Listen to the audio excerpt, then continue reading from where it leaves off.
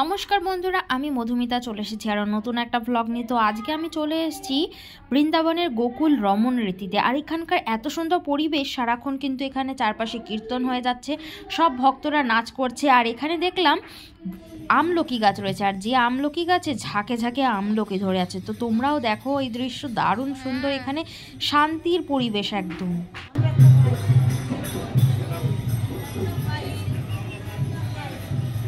আমলকি গাছ ভর্তি আমলকি হয়ে আছে।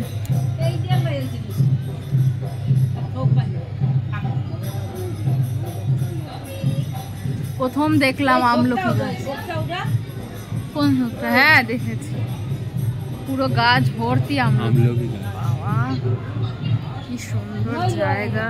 আর এই জায়গাটা এতটাই শান্তির, চারপাশে গাছ রয়েছে, মাঝখানে কিন্তু সাধু বাবাদের কুটির রয়েছে ছোট ছোট।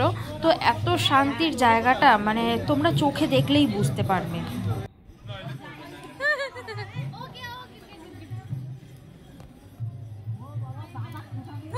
আমলকি গাছে জোরে ঝাঁকা দিলে আমলকি পড়ছে।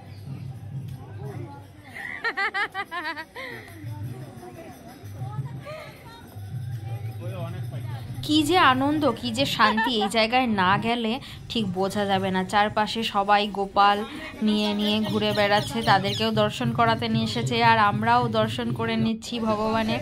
এত সুন্দর পরিবেশ, আর দেয়ালে দেয়ালে এত সুন্দর বড় বড় কিন্তু ঠাকুরের মূর্তি করা রয়েছে।